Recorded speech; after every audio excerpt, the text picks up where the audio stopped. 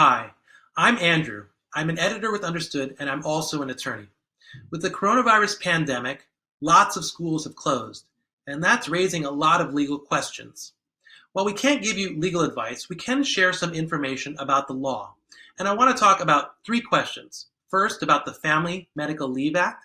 Second, about whether or not schools and families can have remote IEP meetings. And third, what to do if an evaluation was scheduled and the deadline is coming up. Because of the coronavirus, a lot of kids are learning at home, and that can be really tough on parents who work. The good news is that Congress has passed a new law expanding the Family Medical Leave Act, or FMLA, for working parents. What does this mean? The expanded FMLA allows parents to take time off from work to take care of their kids when their school or their daycare has closed because of the coronavirus. This includes kids with IEPs and 504 plans. It also includes kids who don't have those plans but still need parental care. The expanded FMLA offers parents 12 weeks of leave. The first 2 weeks are unpaid, but in some cases, there may be emergency paid sick leave. And the remaining 10 weeks are paid at two-thirds of the regular rate of pay, with a maximum of $200 per day. There are some limits. For example, the FMLA only applies to companies with fewer than 500 employees. So where should you go for information if you think that you'd like to take leave provided by the FMLA? Well, the first thing is to ask your employer. Your Human Resources Department is required to have that information. You can also go to the Department of Labor's website, but just a word of warning, it does have some old information about the old FMLA that can be confusing. I want to thank Kate Bischoff, an employment law attorney, who helped with this answer and who we consulted with. Another thing you might be wondering is whether an IEP team can meet remotely by video conference or by telephone. The answer is yes. Federal law has always allowed families and schools to agree to have remote IEP team meetings. This is really important now that states and schools are discouraging in-person gatherings and meetings. Both families and schools have the right to request an IEP team meeting at any time. States differ in their timelines for that happening, but you always have the right to request it. A word of warning though, if you do have a remote IEP team meeting, it's illegal in some states to actually record that meeting. So before you record, make sure you talk it out with the IEP team. Make sure you know if it's legal in your area.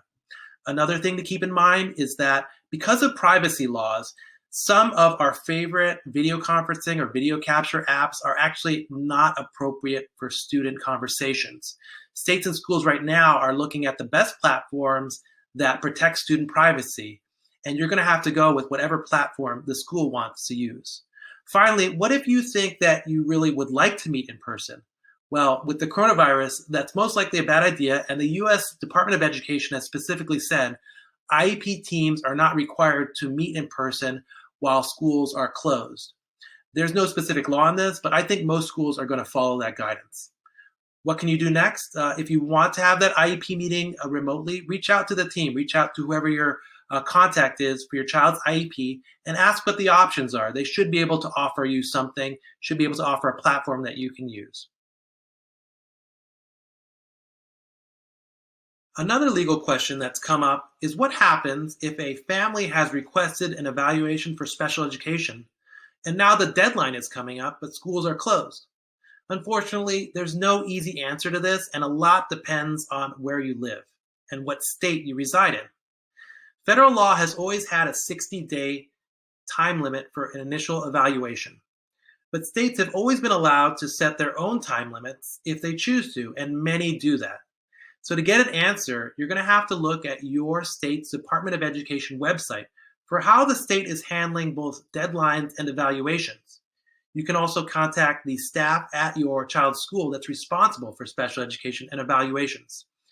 They should have a statewide or district-wide policy, not just an ad hoc response like, we don't do that.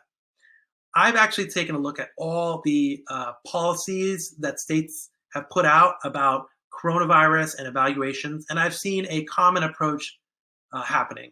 And it's this. Many states are keeping the same deadlines for evaluations that they've always had, as long as those evaluations can happen remotely by video conference or telephone. However, if the evaluation requires some sort of in person observation or test, then the schools are delaying the evaluation. This is pretty consistent with what the US Department of Education has recommended. A word of warning though, this is a new situation, so we don't know exactly how the law will ultimately turn out. Want to learn more? Visit u.org/coronavirus for more COVID-19 resources on topics like special education, learning at home, and how to keep your child engaged when they're away from their classmates. In the meantime, thanks for watching, stay safe, and we'll get through this together.